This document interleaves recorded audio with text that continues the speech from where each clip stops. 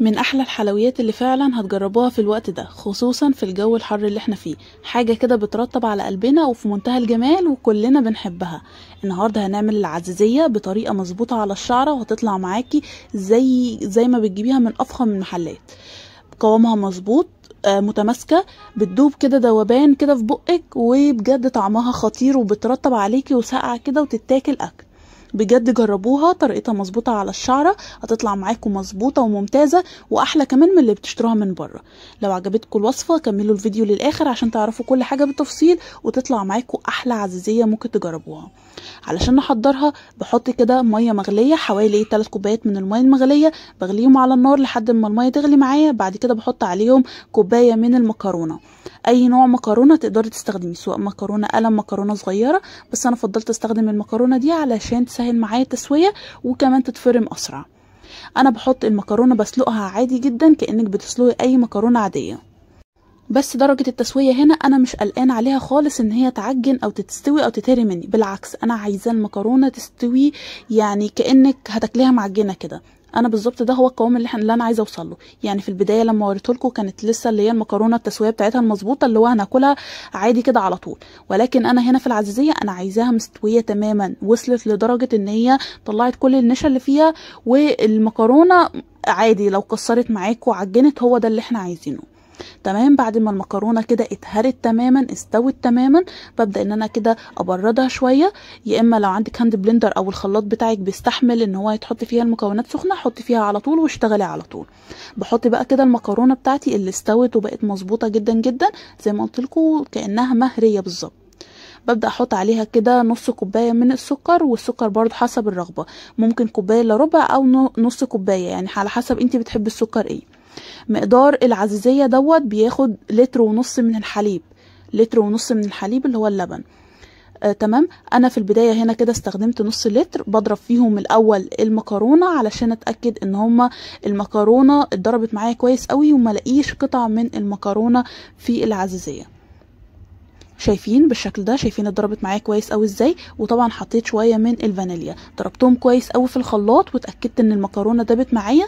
بعد كده بقى بجيب الخلاط بفتحه تاني، بحط عليه نص كوبايه من النشا، نص كوبايه من النشا، وبحط عليهم باقي اللبن. يعني كمان اتبقى كشويه من اللبن، انت تقدري تزودي كل الكميه، بس طبعا حجم الخلاط صغير فمش هياخد 1.5 لتر من اللبن كله. فانا حطيت كده شويه من اللبن تاني بحيث ان النشا تدوب فيها وباقي المكونات كلها تختلط مع بعض، وباقي الكميه هحطها لما احط المكونات في الحله بتاعتي. ضربتهم كويس جدا جدا جدا في الخلاط لحد لما بقى قوامها بالجمال كريميه، مفيش اي قطع مكرونه باينه خالص. المكرونه كانت مستويه معانا، فعشان كده ساعدتنا في الضرب ضربت معانا بسرعه قوي. في نفس الحله اللي احنا سلقنا فيها المكرونه عادي جدا، ببدا ان انا اجيب الخليط بتاعي اللي انا ضربته في الخلاط وبحطه في الحله. باقي كميه اللبن ببدا ان انا ازودها على طول كده في الحله. كده كده خلاص الحله بتاعتي واسعه وكبيره، فهتشيل كل الكميه، وببدا ان انا اقلبها كويس جدا. زي ما قلت لكم الكميه او المقدار بياخد 1.5 لتر من الحليب. انا حطيت كده مقدار 1.5 لتر، زي ما قلت لكم انا قسمته ما بين شويه ضربت بيهم في الخلاط، وبعد كده كملت الكميه علشان الخلاط بتاعي ما كانش هيكفي الكميه دي كلها. بالشكل ده بعد كده ما قلبتهم كويس جدا مع بعض، رفعتهم على النار. وعلى النار بقى هنا نقطه مهمه جدا علشان ما تتلسعش منك او تلزق منك او تكتل منك، التقليب المستمر.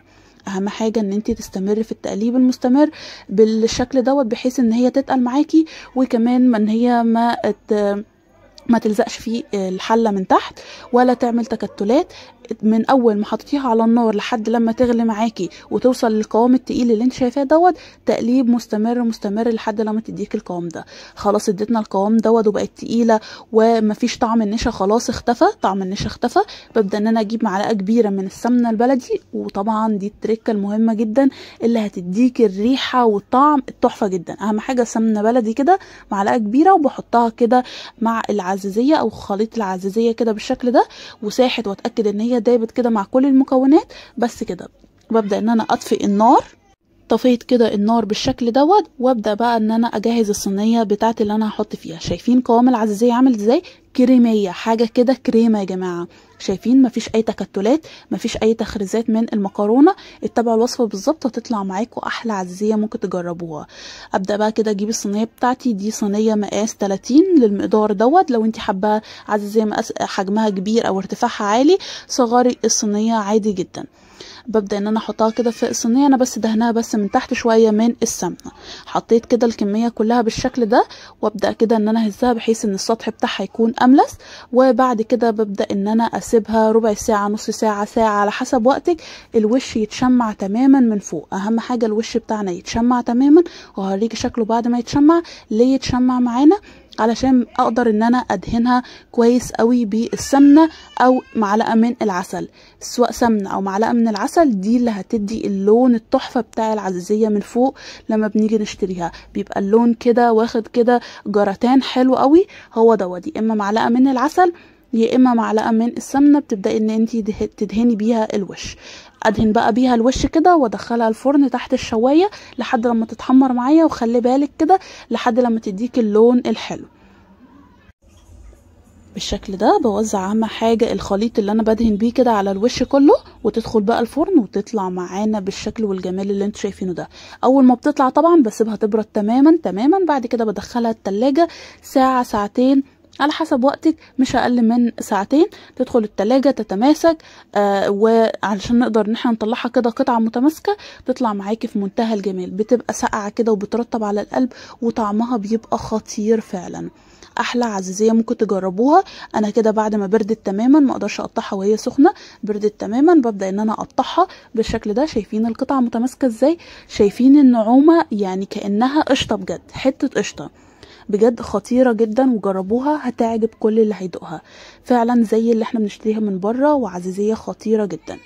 شايفين بقى شكلها عامل من جوه ازاي؟ وهقطع لكم برضو حته منها علشان تتاكدوا قد ايه ناعمه، قد ايه كريميه، قد ايه عامله زي القشطه كده. شايفين بقى شكلها من جوه عامل ازاي؟ شايفين القطعه؟ ما شاء الله، يعني حاجه كده كريمه بالشكل ده. بصوا بقى كده، هقطع لكم كمان حته كده معاكم واكلها كده معاكم. كانت طعمها خطير، ما كنتش قادره اصلا اوقف اكل عنها. بجد خطيره وهتعجب كل اللي هيدوقها ان شاء الله. فجربوها بطريقتي وبالوصفه دي، هتنجح معاكم من اول مره. فلو عجبكم الفيديو ما تنسوناش في اللايك والشير والسبسكرايب، واشوفكم ان شاء الله في فيديو جديد ووصفه جديده. باي باي.